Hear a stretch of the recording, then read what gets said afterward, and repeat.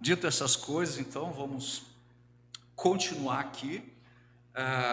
O assunto que tem sido o tema dos meus sermões e vai se estender ainda por algumas semanas é o tema da doutrina da providência divina. Nós ainda estamos na introdução dessa doutrina e eu pretendo terminar essa parte introdutória hoje. E o assunto está mais ou menos dividido nos seguintes blocos. A gente tem a introdução, que eu pretendo encerrar hoje. Depois nós vamos começar a ver, a partir da semana que vem, a providência divina no mundo natural, no mundo físico, na natureza. Depois disso, nós vamos ver a providência divina sobre as obras do diabo, de Satanás. E por fim, nós vamos pensar um pouco sobre a providência divina e as nossas vidas, e o nosso viver, e a nossa experiência. Meus queridos irmãos, eu não sei se eu já consegui transmitir isso até aqui, mas o nosso coração encontra descanso, encontra coragem, encontra alegria, encontra entusiasmo ao saber que tudo, absolutamente tudo, está debaixo do governo de Deus. Você tem dúvida disso? O governo divino é sobre tudo. Tudo. Sabe o que é tudo? O governo divino é sobre todos. Não existe nada, absolutamente nada, que esteja fora da providência divina, que esteja fora do governo de Deus, que esteja fora do controle de Deus. Não existe nada, tudo segue o curso da soberana vontade de Deus. E nós temos entendido que os eternos planos de Deus, o propósito supremo de Deus, como o Vitor relembrou aqui, se move na direção da glória do Pai e da glória do Filho. Em Efésios 1:10, nós já lemos esse texto, mas vamos apenas recordar. Paulo escreveu o seguinte, Efésios 1:10. Isto é, de fazer convergir em Cristo todas as coisas, celestiais ou terrenas, na dispensação da plenitude dos tempos. Como Deus vai fazer convergir todas as coisas em Cristo, se Ele não estiver no controle de todas as coisas? Deus vai sujeitar todas as coisas à liderança de Cristo, e por meio da liderança de Cristo, no reino milenar, haverá uma harmonia universal, e no reino eterno haverá a perfeição da justiça, a perfeição da paz. É para lá que está se movendo a providência divina. Este é o clímax da história. É para lá que nós estamos indo. E quando nós chegarmos lá, neste clímax, sabe o que vai acontecer? 1 Coríntios 15:28. 1 Coríntios 15:28.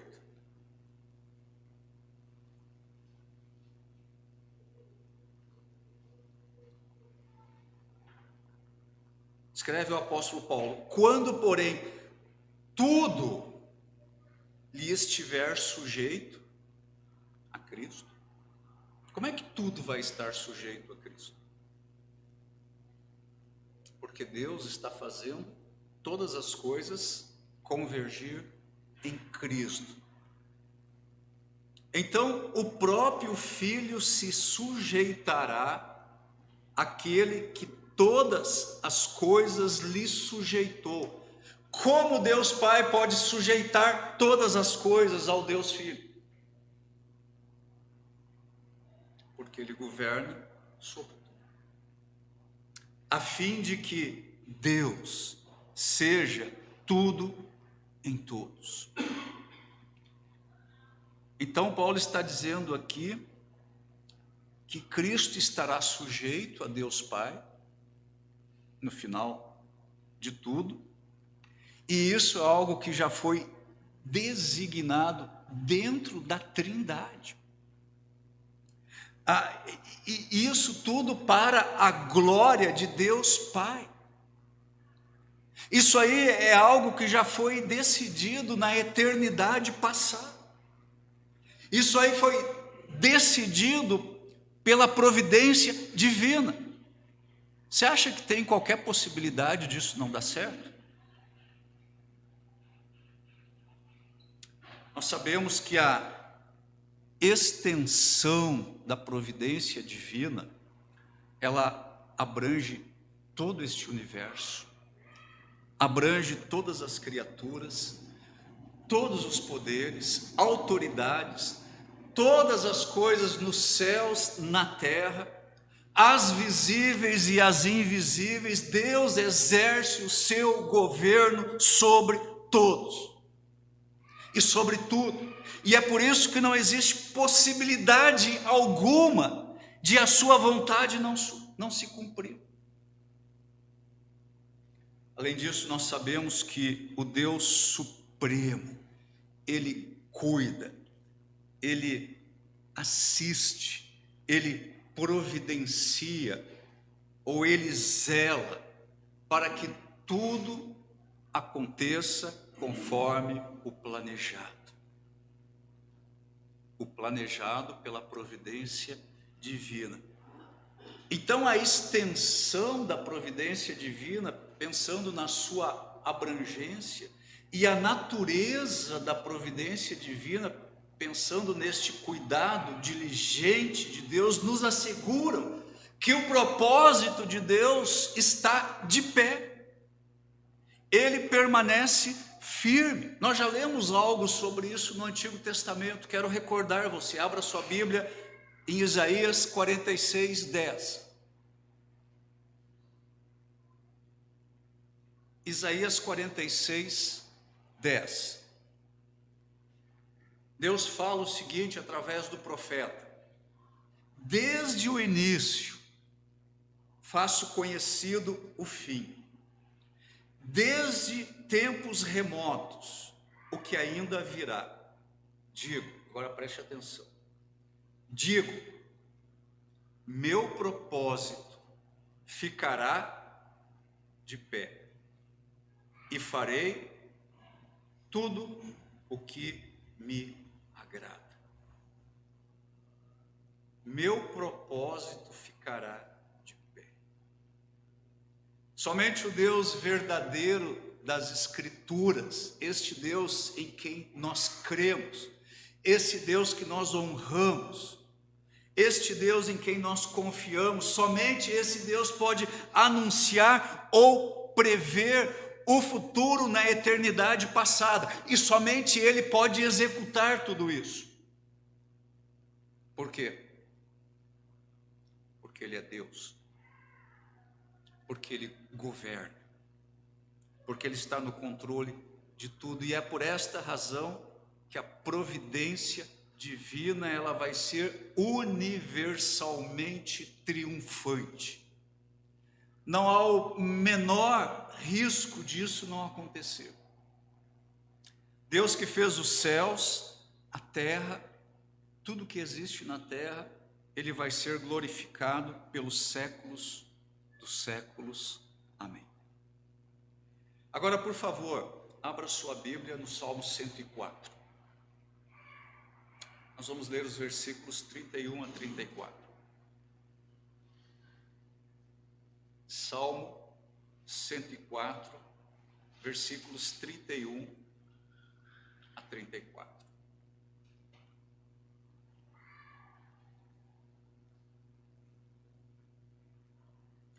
Eu estou com a versão NVI. 104, 31 a 34. Escreve o salmista aqui: perdure para sempre a glória do Senhor. Alegre-se o Senhor em seus feitos. Ele olha para a terra e ela treme. Toca os montes e eles fumegam. Cantarei ao Senhor toda a minha vida. Louvarei ao meu Deus enquanto eu viver. Seja-lhe agradável a minha meditação, pois no Senhor tenho alegria. Sejam os pecadores eliminados da terra e deixem de existir os ímpios. Bendiga ao Senhor a minha alma. Aleluia. Este salmo aqui é sobre a providência de Deus na criação. Você pode ler todo o salmo. O salmista fala aqui nesse salmo sobre o mar, ele fala sobre a terra, ele fala sobre as nuvens, ele fala sobre a luz do sol, ele fala sobre plantas e animais, ele fala sobre luz e trevas, ele fala sobre a vida e a morte. Neste salmo aqui nós vemos os vestígios da criação, lá de Gênesis capítulo 1. E como lá em Gênesis, aqui neste salmo, Deus é o sujeito das ações criativas. Este capítulo de salmo, esse Salmo 104, ele é a versão de Gênesis capítulo 1, só que foi escrito aqui por um profeta, por um poeta. E de uma forma maravilhosa, o salmista nos mostra Deus como um criador. Qualquer processo, qualquer evento natural, qualquer forma de existência, qualquer variedade de criaturas vivas, tudo que se possa contemplar neste universo, todas essas coisas, todas essas obras, tudo isso aí faz parte da providência intencional e governamental de Deus. Tudo é obra do Rei dos Reis. Com as inundações que aconteceram aqui no estado do Rio Grande do Sul, no mês de maio, o governo estadual, aí para monitorar os eventos climáticos, criou a tal sala de situação. Lembram, né? A sala de situação. E quando alguns eventos assim dramáticos estavam para acontecer no clima, o governador aparece lá e ele traz aí as advertências, as informações. É lá dessa sala de situação do nosso governo aí que vem os boletins, que vinham os controles climáticos. Muito bem, eu quero dizer para vocês que aqui no Salmo 104, nós temos aqui a sala de situação do trono celestial. Já ouviu falar dessa sala? A sala de situação do trono celestial. E é de lá que partem as ordens. É de lá que partem os decretos. É de lá da corte celestial que as obras da criação são estabelecidas, são mantidas e são conduzidas. Essa criação natural, o mundo natural, o mundo físico, nos ajuda a entender que existe movimento na sala de situação do trono. E se nós pudéssemos ter uma visão da sala do trono, assim como o apóstolo João teve lá do Apocalipse, nós íamos ver ali os anjos de Deus, que são quantos? Apocalipse 5:11 diz que são milhares de milhares e milhões de milhões, e eles estão todos ali a serviço do Rei do Universo.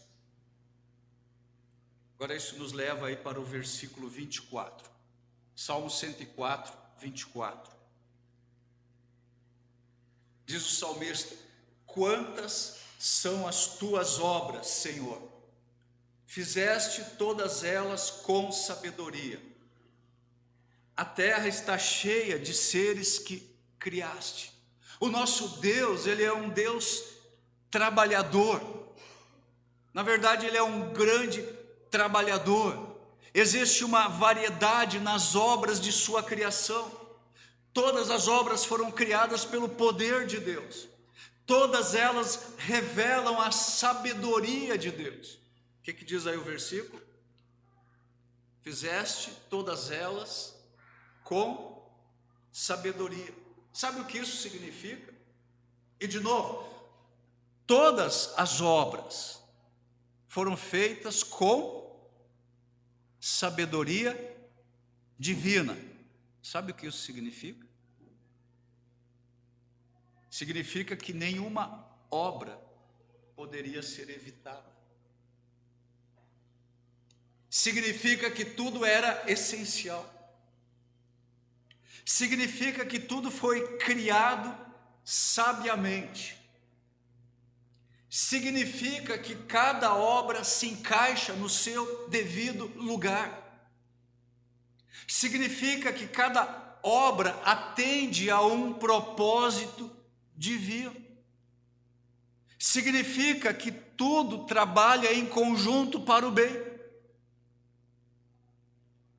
Tudo corresponde à finalidade daquilo que era o desejo do grande trabalhador, não daquilo que é o meu desejo ou o seu desejo. Este é o significado da expressão: fizeste todas elas com sabedoria. Tudo atende à finalidade do desejo do grande trabalhador, do grande Criador que é o nosso Deus. O salmista aqui, ele esteve meditando sobre o mundo que Deus criou. Ele percebeu o governo de Deus sobre tudo. Será que eu e você percebemos isso? Continuamente? Nós estamos sempre percebendo o governo de Deus sobre tudo? Ou será que às vezes eu e você desconfiamos que Deus saiu para tomar um cafezinho? O salmista aqui, ele percebeu o governo de Deus sobre tudo. Ele entendeu que Deus está sustentando todas as coisas. Ou seja, ele contemplou o mundo da providência divina. Versículo 34. Seja-lhe agradável a minha meditação, pois no Senhor tenho alegria.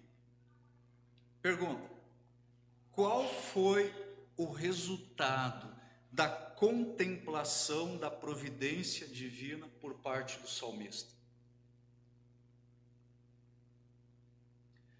Quando o salmista contemplou o mundo da providência divina, quando ele contemplou o governo providencial de Deus sobre tudo e sobre todos, quando ele viu o controle de Deus em todas as circunstâncias, qual foi o efeito disso no seu coração? Alegria. Você não sente alegria? Você se sente infeliz? Você se sente deprimido? Você se sente insatisfeito? Será que você não está deixando de perceber a providência divina? Será que você está esquecendo que Deus governa sobre tudo e sobre todos? O salmista, quando ele contemplou o governo providencial de Deus, o que ele sentiu no seu coração? Alegria. Ele diz aí no versículo 31, no final: pois no Senhor tenho alegria. Agora, isso aqui não é um verso avulso, solto. Isso aqui é a conclusão de uma meditação. Em que ele estava meditando? Na providência de Deus, na criação. E o efeito no seu coração foi alegria. Mas o salmista também, nesta contemplação aí, ele viu a glória do Senhor. Porque no versículo 31, ele escreve: perdure para sempre a glória do Senhor. O que ele viu então, nesta contemplação? Ele viu a glória do Senhor. Ele viu o governo providencial de Deus, ele viu a glória do Senhor, e isso encheu o seu coração de alegria. A alegria do Senhor é revelada a glória do Senhor é revelada na sua criação. O salmista viu que o Senhor se alegra, ele se alegra em sua criação. Deus se alegra em tudo o que ele criou, mas tudo o que ele criou revela a sua glória. Então Deus se alegra com a sua glória. O salmista, ao perceber a providência divina na criação, ao perceber a glória de Deus na criação, ele também se alegra, tal como Deus. Mas há uma diferença. O Criador se alegra com as suas obras. Ele se alegra com os seus feitos. Ele se alegra com as suas realizações. Ele, o Criador. E o versículo 31 diz isso. Deus se alegra em exercer sabedoria, bondade e poder, porque é isso que revela as suas obras. Essas coisas exibem a sua glória.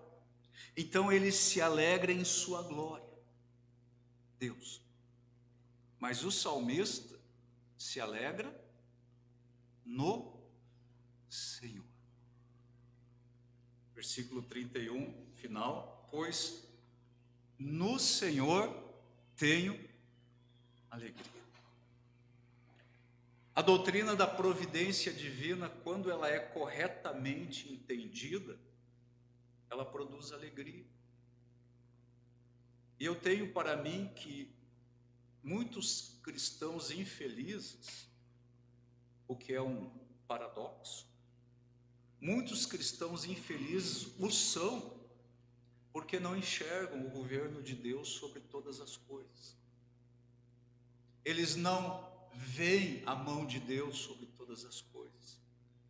Eles acham que Deus é um velho cansado que está lá num trono, babando. Deus é Deus.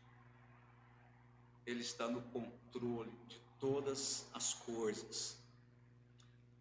E notem que as obras do Senhor aqui neste salmo, elas dizem respeito tanto à criação, quanto ao cuidado de Deus com a sua criação.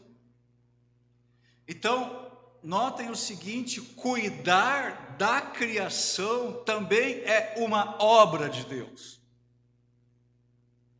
É uma obra da providência divina. No versículo 33, o salmista diz o seguinte: cantarei ao Senhor toda a minha vida. Louvarei ao meu Deus enquanto eu viver. Como assim? Será que eu e você podemos assumir esse compromisso? o Senhor? Sabe que literalmente o texto hebraico diz o seguinte, na nossa tradução diz, cantarei ao Senhor toda a minha vida. Literalmente o texto hebraico diz o seguinte, cantarei ao Senhor em todas as fases da minha vida. É isso que o texto hebraico diz literalmente. Cantarei ao Senhor em todas as fases da minha vida. É possível? Se o salmista está expressando isso aqui, é possível. E o que o salmista está dizendo é que aqui e no futuro, agora e no futuro, o salmista continuaria a louvar ao Senhor. E qual é a razão disso? Se todo o salmo está tratando sobre a providência divina, qual é a razão disso? Como ele poderia louvar o Senhor agora e no futuro? Porque ele via a providência de Deus, porque ela é infindável, porque ela é permanente. Nunca vai encerrar o governo de Deus. Essa era a meditação do salmista, aqui neste salmo. Era uma meditação sobre a providência divina. Que doce meditação, você não acha? O Senhor que trouxe todas as coisas à existência, Ele continua a manter ordem na criação. E Deus, lá da sua morada celestial, lá da sala de situação do trono, Ele trouxe o mundo natural à existência, e como um Deus soberano, e como um Deus providente, Ele supre a sua criação. Ele mantém os ciclos cronológicos do dia e da noite. E neste salmo aqui nós vemos que ele até gosta das grandes criaturas dos oceanos, traduzido aqui na Bíblia como Leviatã, aqueles grandes animais marinhos que causavam pânico, que faziam parte da mitologia até dos pagãos, como animais assustadores. E o salmista diz que ele gosta de brincar com o Leviatã. E ele continua trazendo à existência seres vivos. No versículo 5, o salmista escreve o seguinte, 104, 5. Ele firmou a terra sobre os seus fundamentos, para que jamais se abale. Agora, isso não significa que a terra não se move ou que a terra não se transforma. Isso significa que foi o Senhor quem estabeleceu a terra nos seus devidos eixos, e por causa disso ela ficará segura. Por causa disso, porque foi Ele que estabeleceu.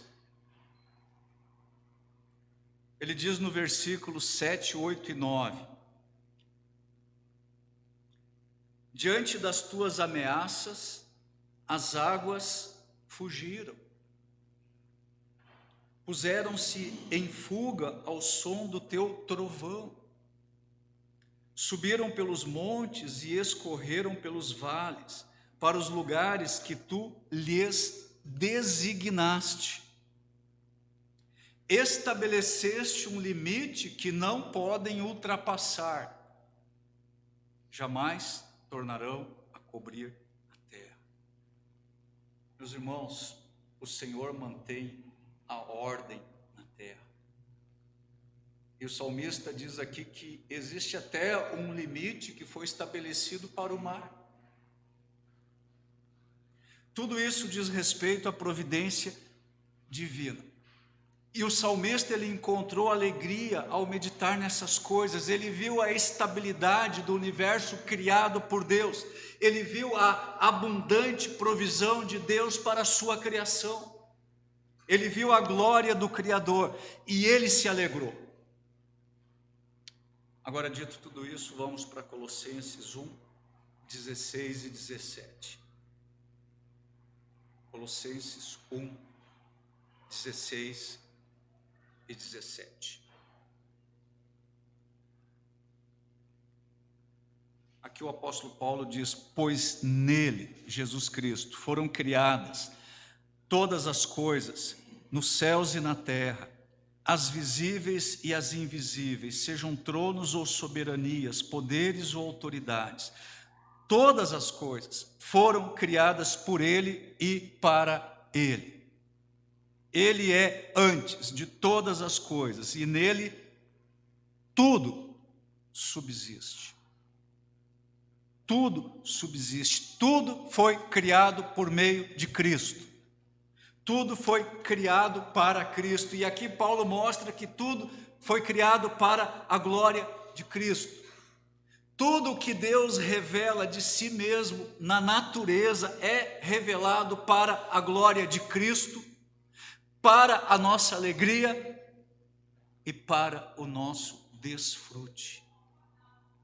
Toda boa dádiva neste mundo e toda boa dádiva no mundo por vir é por meio de Cristo. Toda visão, todo som, toda fragrância, toda textura, todo sabor, tudo o que é não pecaminoso, preste atenção nisso, tudo o que é não pecaminoso neste mundo tem o propósito de nos alegrar e intensificar a nossa admiração, a nossa lealdade e o nosso amor por Jesus. Ele é o Criador, Ele é o sustentador, Ele é o mantenedor e Ele também é o Redentor. Paulo ainda afirma o seguinte, 1 Coríntios 3, 21 a 23. 1 Coríntios 3, 21 a 23. Olha só esta passagem. Portanto, ninguém se glorie em homens, porque todas as coisas são de vocês. Seja Paulo, seja Apolo, seja Pedro, seja o mundo, a vida, a morte, o presente ou o futuro, tudo é de vocês. E vocês são de Cristo. E Cristo é de Deus. Ah, que palavras belas essas. Tudo é vosso, diz Paulo. Todos os cristãos compartilham das provisões e glórias mais valiosas de Deus. Esse mundo atual, melhor dizendo, o sistema de maldade deste mundo aí é dominado por Satanás, conforme o apóstolo João escreve lá em 1 João 5,19, este mundo jaz no maligno. E a palavra mundo ali é este sistema de maldade. É dominado por Satanás. Mas o mundo criado por Deus continua sendo uma dádiva dada por Deus ao seu povo. Todo cristão pertence ao povo de Deus. E todo cristão herdará a terra, o mundo. Paulo escreve aqui: o mundo, a vida, a morte, as coisas presentes, as futuras, todas pertencem aos filhos de Deus. Agora, no reino milenar e por toda a eternidade, os cristãos possuirão tanto a terra restaurada, no reino milenar, quanto a terra eterna, no reino eterno. Isso será de uma maneira infinitamente mais rica e mais completa do que tudo que nós podemos pensar e imaginar a respeito disso. Paulo enfatiza o seguinte agora em 2 Coríntios 4,15. 2 Coríntios 4,15.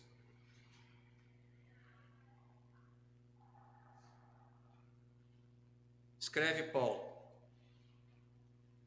e preste atenção nisso: tudo isso é para o bem de vocês. Tudo isso é para o bem de vocês, para que a graça que está alcançando um número cada vez maior de pessoas faça que transbordem as ações de graça para a glória de Deus.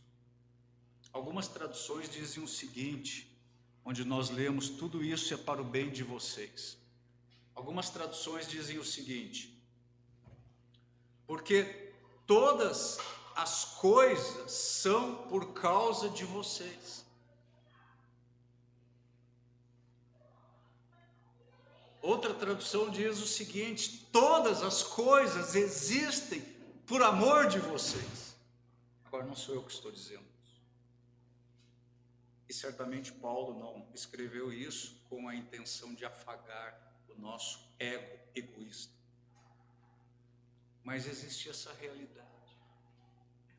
Meditar na providência de Deus, como fez o salmista, deve alegrar o nosso coração. O objetivo supremo da providência divina é a própria glória de Deus, é a glória do nosso Senhor Jesus Cristo e é a felicidade do povo santo de Deus. De novo, o objetivo supremo da providência divina é o quê? A glória de Deus o Pai, a glória de Deus o Filho e o que mais?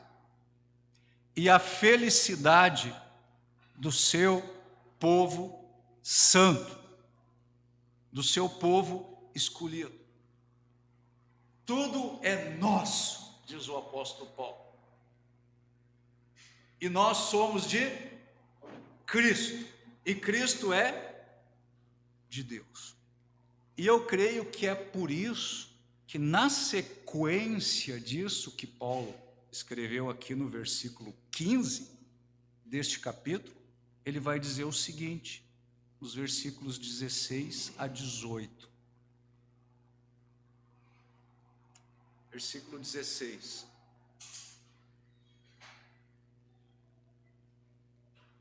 Por isso não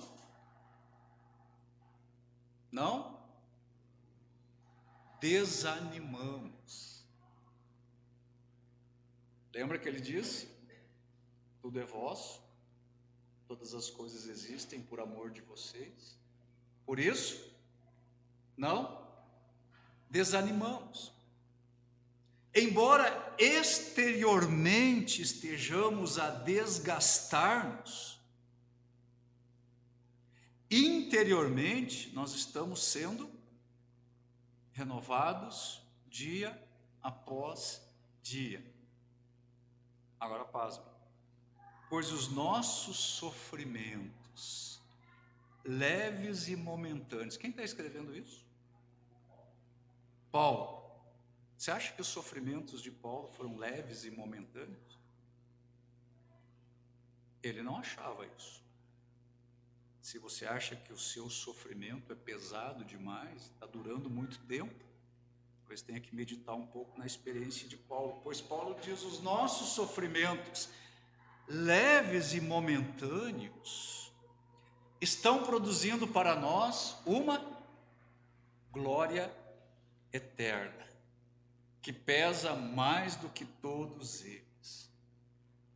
Assim fixamos os olhos não naquilo que se vê, mas no que não se vê. Pois o que se vê é transitório, mas o que não se vê é eterno. Será que Deus conhecia, será que Paulo conhecia a doutrina da providência divina? Será que Paulo conhecia algo do governo providencial de Deus sobre todas as coisas? Será que Paulo sabia que Deus estava no controle de tudo? Eu acho que era isso que impulsionava o coração do apóstolo Paulo. Lembra que Paulo diz aí nessa carta: conheço um homem que há 14 anos atrás, não sei se no corpo ou fora do corpo, foi arrebatado ao terceiro céu. Sabemos que é um texto biográfico. Paulo teve a oportunidade, a experiência de ter uma visão do céu. Sabe o que ele viu no céu? Creio eu. Ele viu a sala do trono. Eu creio, se fosse dado a mim e a você a oportunidade de, por um segundo, ver a sala do trono, quando nós despertássemos dessa visão, nós seríamos imbatíveis. Nada mais poderia nos amedrontar. Não haveríamos de temer mais nada, porque nós contemplaríamos que o Rei dos Reis está no trono. Não existe vacância de poder no trono. O trono está ocupado. E quem está sentado nesse trono está reinando. Por isso, queria encorajar a você e a mim também com essas palavras de Paulo. Não fique desanimado. Pare de olhar para as circunstâncias que estão diante de você e olhe para Deus. Não fique desencorajado, ainda que as dificuldades sejam impressionantes, ainda que a maldade prospere. Os nossos sofrimentos, leves e momentâneos, eles estão produzindo para nós o quê? Eterna glória. A providência de Deus continua em ação. Isso aqui não é um conto da carochinha. A providência de Deus sobre tudo e sobre todos continua em ação. Por isso, não fixe os seus olhos naquilo que você vê, naquilo que é transitório. Contemple a providência de Deus. Contemple a glória de Deus. Contemple o porvir. Contemple a Deus. Vamos orar? Pai, muito obrigado por poder compartilhar a Tua palavra com os meus irmãos. Tua palavra é tão profunda, Senhor, e nós nem conseguimos penetrar nela satisfatoriamente. Mas eu peço que o Senhor mesmo aplique a Sua palavra aos nossos corações. O Senhor conhece todos os corações aqui presentes, sabe as necessidades dos Teus filhos. Que seja a Tua palavra, Senhor, a trazer conforto, encorajamento, ânimo, coragem, que nós possamos ser como salmistas, Senhor, que ao meditar na Tua providência, tenhamos o nosso coração cheio de alegria, cheio de confiança, cheio de esperança, cheio de expectativas, com as tuas obras, com o teu agir, com o teu governo soberano, sobre tudo, sobre todos e sobre a nossa vida. Fala conosco, Senhor, e usa a tua palavra, que ao longo de toda essa semana nós sejamos desafiados pelas verdades da tua santa palavra, e ela transforme os nossos corações, a nossa vida, o nosso caráter, naquilo que nós precisamos ser transformados, para estarmos mais conformes à imagem do nosso